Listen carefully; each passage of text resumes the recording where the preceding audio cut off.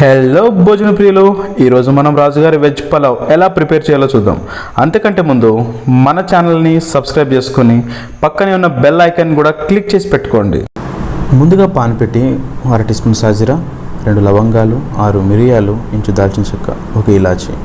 బాగా వేయించి స్మెల్ బాగా వచ్చేంత వరకు వేయించి పొడి చేసి పక్కన పెట్టుకున్నాం. ఒక మందపాటి గిన్నె పెట్టుకొని 2 టేబుల్ స్పూన్ల నెయ్యి వేసుకున్నాం. తర్వాత గుప్పెడు జీడిపప్పులు వేసుకొని బాగా బ్రౌన్ కలర్ వచ్చేంత వరకు బాగా వేయించుకొని అదే గిన్నెలో సన్నగా తరిగి పెట్టుకున్న ఉల్లిపాయ ముక్కలు కూడా వేసుకొని ఇవి కూడా బాగా బ్రౌన్ కలర్ వచ్చేంత వరకు వేయించుకొని ఒక ప్లేట్లో తీసి పక్కన పెట్టుకున్నాం. ఆ తర్వాత ఒక మిక్సీ గిన్నెలో మనం ముందుగా ఫ్రై చేసి పెట్టుకున్న ఫ్రైడ్ ఆనియన్స్, 2 పచ్చిమిర్చి, 2 టేబుల్ స్పూన్ల పెరుగు, ఇది మెత్తని పేస్ట్లా చేసుకొని పక్కన పెట్టుకున్న తర్వాత మనం ఒక ఆనియన్ ఫ్రై చేసుకున్న అదే గిన్నెలో 1/2 టీ స్పూన్ సాజీరా,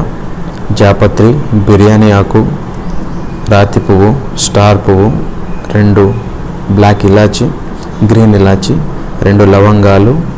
బండ పువ్వు, 1 ఇంచు దాల్చిన చెక్క వేసుకొని బాగా వేయించిన తర్వాత 2 రెబ్బల కరివేపాకు, 2 పచ్చిమిర్చి బాగా కలుపుకొని ముందుగా దంచి పెట్టుకున్న అల్లం వెల్లుల్లి పేస్ట్ వేసుకున్న తర్వాత బాగా కలిపి పచ్చి వాసన పోయేంత వరకు కలుపుకున్న తర్వాత 1 ఉల్లిపాయ కట్ చేసి పెట్టుకున్న ఉల్లిపాయలు వేసుకొని బాగా కలుపుకొని మగ్గనిచ్చిన తర్వాత ఒక చిన్న టమాటా కట్ చేసుకున్న ముక్కలు వేసుకుని బాగా కలిపి మనం ముందుగా పేస్ట్ చేసి పెట్టుకున్న పేస్ట్ని వేసుకొని బాగా కలిపిన తర్వాత ఒక 5 నిమిషాలు కలుపుకున్న తర్వాత మనకి అలా ఆయిల్ సపరేట్ అవుతుంది అన్నప్పుడు దాంట్లో 1 కప్పు పుదీనా, కప్పు కొత్తిమీర వేసుకొని